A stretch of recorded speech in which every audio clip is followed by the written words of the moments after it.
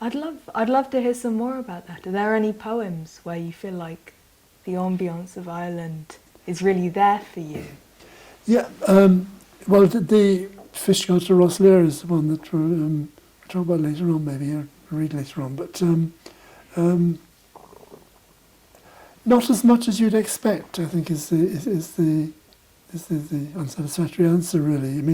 Back to the MacNeice question, why do we like being Irish? Implicit in that question, I think, a bit is, perhaps it's an odd thing to like, what do we like about it?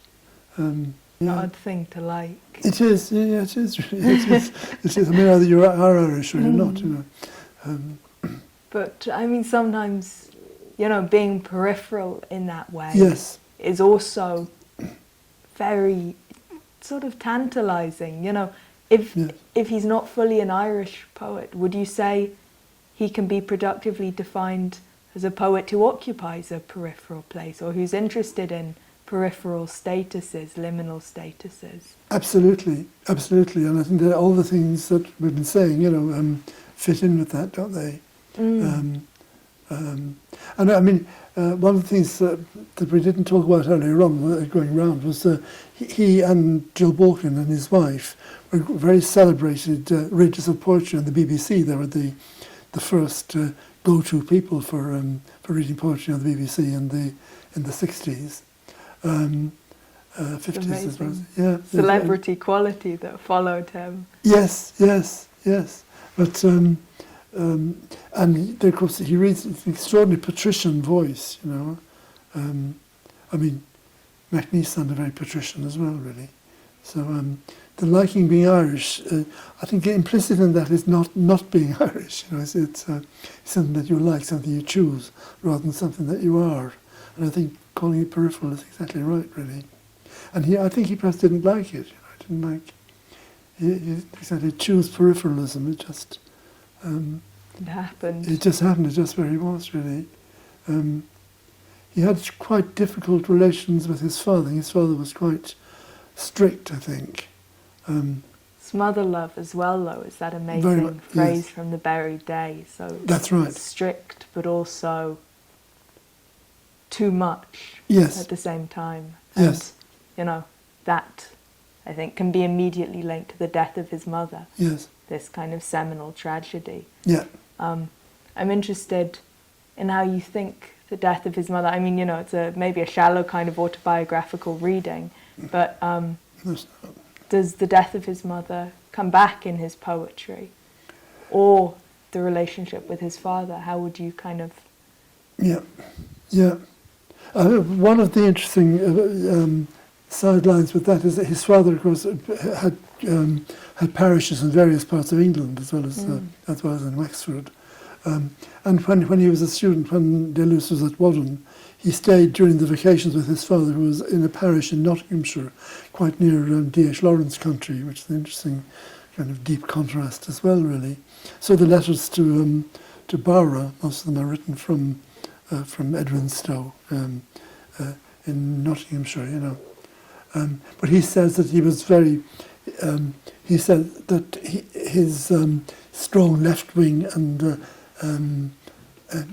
anti-discriminatory views, all that come with the experience of Nottinghamshire. But he also says that he thought he genetically inherited it from his mother, which is interesting to say about his father implicitly as well, maybe, Yes, but, that's true. Yeah, because he was... and this idea of genetic inheritance, it's a faith, isn't it, in a way? Someone who he perhaps couldn't completely remember, yes. or even couldn't remember at all, Yes. A genetic inheritance is a kind of connection that you can't necessarily see. Absolutely, yeah. Especially with the kind of gender implications of it too, maybe, which is interesting for both him and MacNeice, I think. And you mentioned that his father was a priest. He had parishes in Ireland, across England. Yeah. Do you think religion was an important question or problem for Lewis? That's a very good question too. Yeah, I think maybe not. Oddly enough, A little bit of God in his poems. There is, that's true. But there's this, I think there's a bit of reaction against organised active religion, really, as there is in MacNeice, about his father wearing his collar back to front. You know, the idea that there's something abnormal about religious commitment, really. I think they were both in reaction against it. Both reaction against it towards the classics as well, I think. They're both kind of classicists. And, you know, Day-Lewis, he writes about having an almost religious faith in poetry. Yes, You yes. know, there's a kind of, perhaps a clear substitution there for him, or an easy substitution. Absolutely. And I think that might even be a way in which he has been a bit influential. I think people like Seamus Heaney, you know, makes great claims for poetry as, you know, for its own dispensation, you know, being a kind of a world of its own. The government of the tongue, you know, the government by language and poetry, as distinct from religious domination. I think Day-Lewis was a major preacher of that, but I think it perhaps did catch on a bit. You know, I think it did influence other people.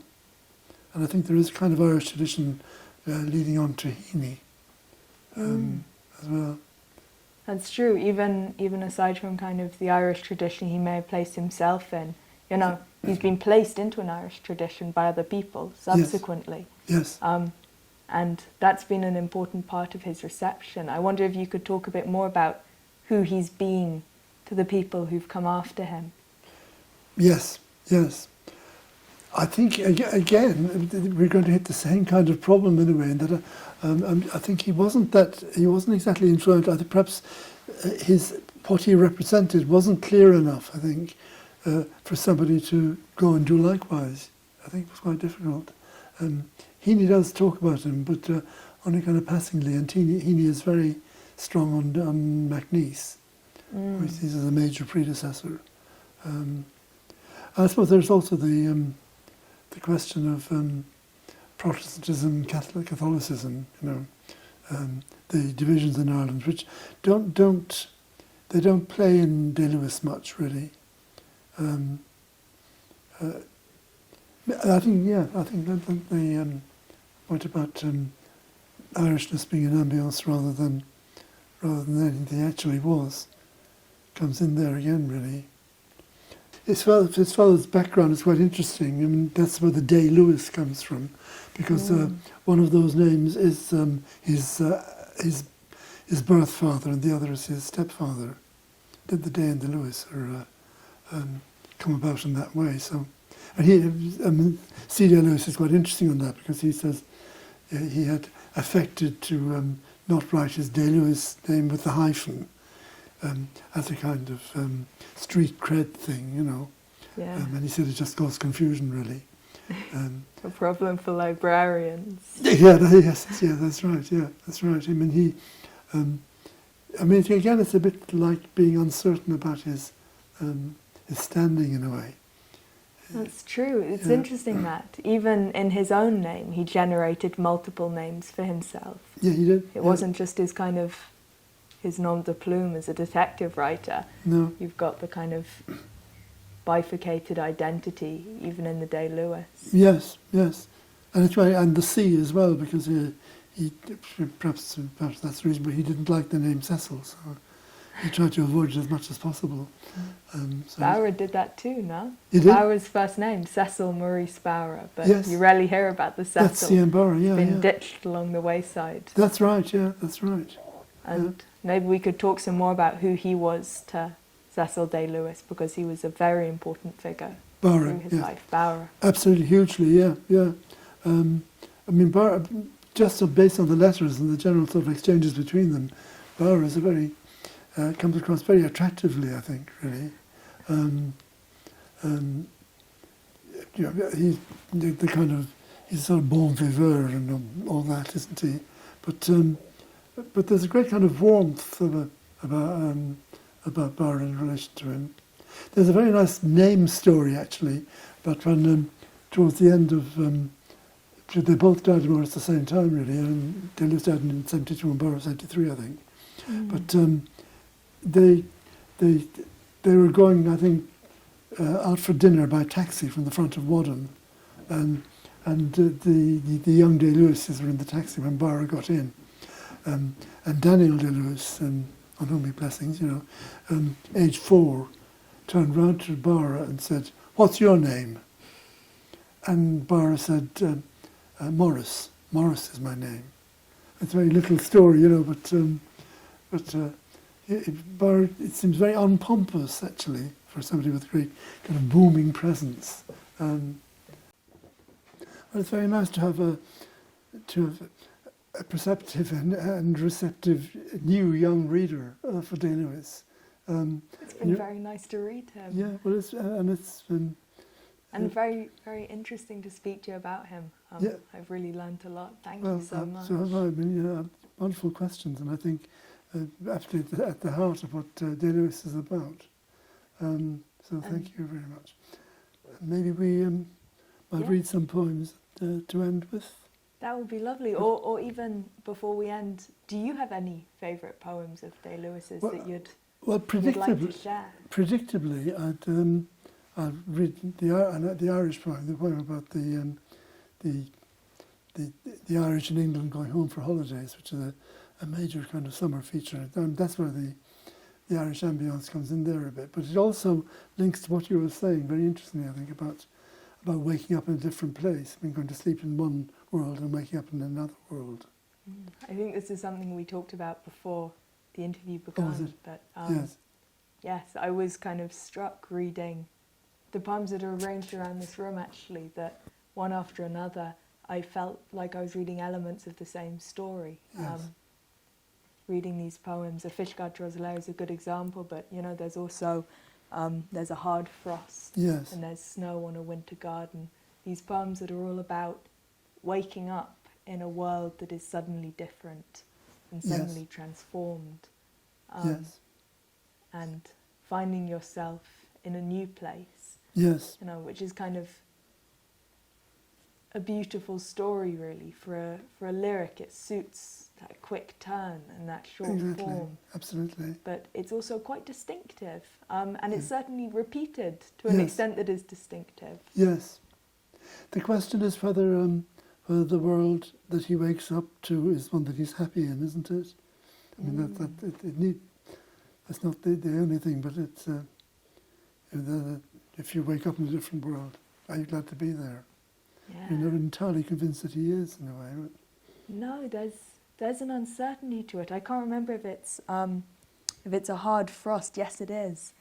Yeah. A frost came in the night and stole my world and left this changeling for it. Yes. There's a real ambivalence in that. It's a beautiful new world he's describing, but there's an intense suspicion and a sense of unease.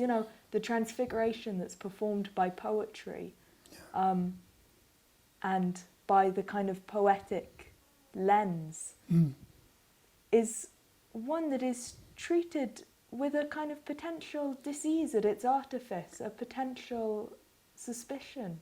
Absolutely, absolutely. And you can't use a word like changeling neutrally, can you? I mean, no. it's always a disturbing word, isn't it?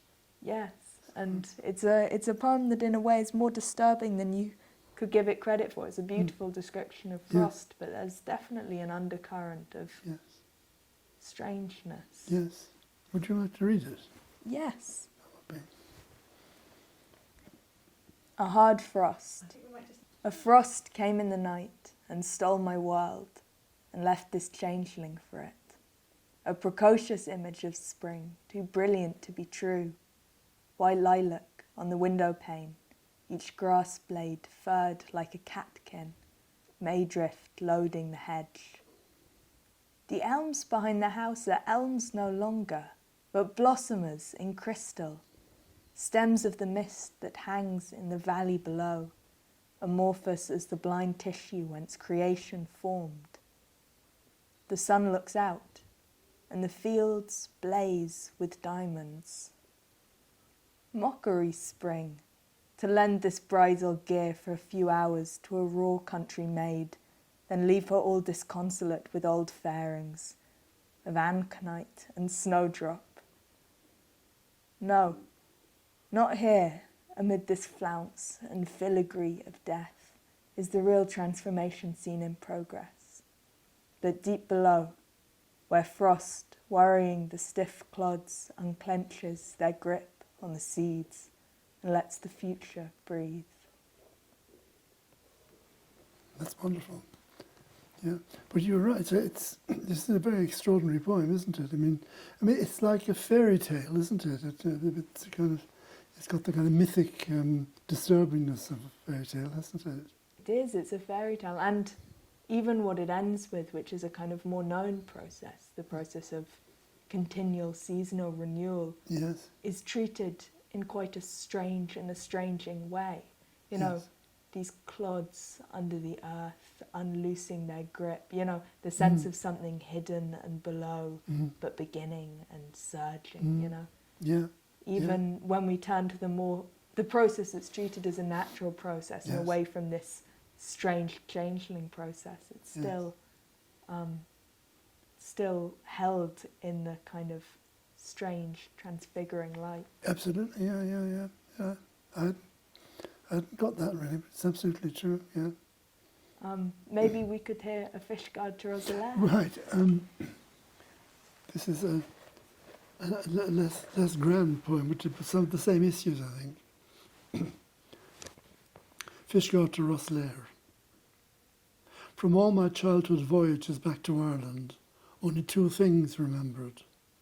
Gulls afloat off Fishguard Quay, littering a patch of radiance shed by the midnight boat. And at dawn, a low, dun coast shaping to meet me, an oyster sky opening above Lair. I rub the sleep from my eyes. Gulls pace the moving masthead. We're almost there. Gulls white as a dream on the pitch off Fishguard Harbour. Paper cutouts, birds on a lacquered screen, the low coastline and the pearl sky of Ireland, a long sleep in between. A sleep between two waking dreams. The haven, the landfall, is how it appears now. The child's eye, unpuzzled, saw plain facts. I catch a glint from the darkness they're haunted by. It's just as you say. I mean, there's the haunting quality, really. There's a lovely turnaround in those final lines. Yes.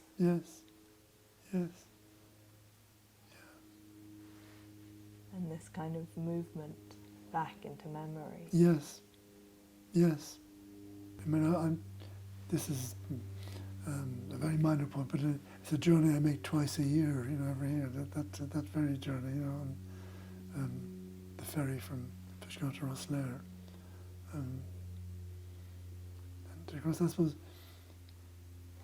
So we hate all journeys coming to an end. That sort of idea, because Yes. they change it. Yes, that's very true. Yes. But we don't have a clear sense of the destination, do we? No, He doesn't take us no, into Ireland. No. There's sort of, again, this, like you've been saying, this kind of notable elision in his Yes. life. You know, he's got a sense of himself in the passage between Ireland and England, but Yes. maybe his picture of Ireland itself is less distinct. Yes, yeah. It's almost like he doesn't know what's going to be like at all, isn't it? The dun Yeah. sky and so on, you know. It's, yeah. The other poem I was thinking about was his deathbed poem. You know, there's the extraordinary story at the very end of his life, where where Kingsley Amis and his wife Elizabeth Jane Howard took Day Lewis in, and he died in their house, in the house called Lemons, with two M's, Lemons. And he wrote this lovely kind of appreciation, really. But that is the ultimate change of life, of course. I mean, the other change of Yes. environment, really. And I wonder if you could read that. Very happily. Thanks, Wallace. That's great. At Lemons, For Jane, Kingsley, Colin, Sargi with much love. Above my table, 3 magnolia flowers utter their silent requiems. Through the window I see your elms in labour with the racking storm, giving it shape in April's shifty airs. Up there sky boils from a brew of clouds to blue gleam sunblast, then darkens again. No respite is allowed the watching eye, the natural agony. Below is the calm a loved house breathes, where 4 have come together to dwell. 2 write, 1 paints, the 4th invents, each pursuing a natural bent, but less through nature's formative travail than each in his own humour, finding the self he needs. Round me, all is amenity, a bloom of magnolias uttering its requiems, a climate of acceptance. Very well I accept my weakness with my friends, good nature's sweetening every day my sick room. It's a beautiful poem. It is a beautiful poem, it really is, yeah, and very remarkable. It was only a few days before he died. I mean, it was at the very end of his life. People talk about, good nature's sweetening every day my sick room. Kingsley Amis was banned, wasn't he? Yes, yes. From the dying man's bedroom because he kept making him laugh. Yes, yes. And it was thought to be having an active, deleterious effect on his health. Yes, yes, So, yes. Yeah. Who knows, maybe he laughed himself to death. Yes, yes, yeah. A nice thought, because that particular change of state, yeah.